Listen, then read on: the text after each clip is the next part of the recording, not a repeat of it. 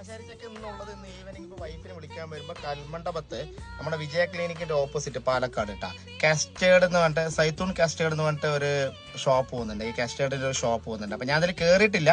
അപ്പൊ കുറെ വെറൈറ്റീസ് ഒക്കെ ഉണ്ട് എന്ന് അറിയാം, പക്ഷെ ഞാൻ കയറിയിട്ടില്ല, ടേസ്റ്റ് ചെയ്ത് നോക്കിയില്ല. അപ്പൊ ഇന്ന് എന്തായാലും കുറച്ച് സമയം കിട്ടിയപ്പോൾ ഒരു 6 മണിയായി. അപ്പൊ ഞാൻ കയറിയതാ. ഇതാണ് ഐറ്റം കേട്ടാ. അപ്പൊ ഈ കസ്റ്റേർഡ് എന്ന് പറഞ്ഞ സംഭവം മനസ്സിലായില്ലേ, ഈ പാലും ചീസും മുട്ടയൊക്കെ കൂടി മിക്സ് ചെയ്ത് ഉണ്ടാക്കുന്നതാണ്. അപ്പൊ ഞാനിവിടെ ചോദിച്ചു, അപ്പൊ ഇത് മുട്ട ചേർക്കാനാണ് ഈ ക്രീം ടൈപ്പിൽ ഇത് ഉണ്ടാക്കുന്നതെന്നാണ് പറഞ്ഞത്. കാരണം അത് എല്ലാവർക്കും കഴിക്കാൻ വേണ്ടി, ഈ വെജും നോൺ വെജും ആൾക്കാരുണ്ടല്ലോ, അപ്പൊ എല്ലാവർക്കും കൂടി കഴിക്കാൻ വേണ്ടിയിട്ടുള്ള സെറ്റപ്പിൽ അവർ തന്നെ ട്രഡീഷണൽ ആയിട്ട് ചെയ്യുന്നതാണെന്ന് അവർ പറഞ്ഞത് കേട്ടോ. അപ്പോൾ 2 ഐറ്റമാണ് ഞാൻ ഓർഡർ ചെയ്തത്. ഒന്ന് നട്ട്സിന്റെയും പിന്നെ ഒന്ന് ഫ്രൂട്ട്സ് കസ്റ്റേർഡും കേട്ടോ. അപ്പൊ സംഭവം സെറ്റായിട്ടുണ്ട്.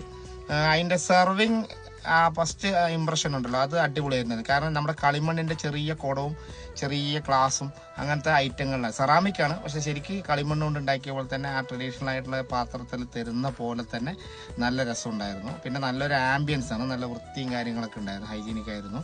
അപ്പോൾ നമുക്ക് ഫാമിലി ആയിട്ടോ അല്ലെങ്കിൽ നമ്മളിപ്പോൾ അങ്ങനെ കപ്പിളായിട്ട് വരുമ്പോഴൊക്കെ കുറച്ച് നേരം ടൈം സ്പെൻഡ് ചെയ്യാൻ പറ്റിയ ഒരു സ്ഥലവും കൂടി ആയിട്ടാണ്.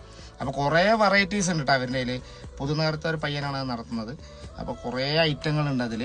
അവർ വീട്ടിലുണ്ടാക്കുന്ന ട്രഡീഷണൽ ആയിട്ടുള്ള ഒരു ഐറ്റമാണ്, അതങ്ങനെ ചെയ്താണെന്നാണ് പറഞ്ഞത്. പക്ഷെ എന്തായാലും സംഭവം സൂപ്പർ ആയിട്ടില്ല. അപ്പോൾ നമുക്ക് കുറച്ച് നേരം ടൈം സ്പെൻഡ് ചെയ്യാൻ ഒരു സ്ഥലവും കൂടി കിട്ടിയിട്ടാ. എന്തായാലും നന്നായിട്ടുണ്ട്.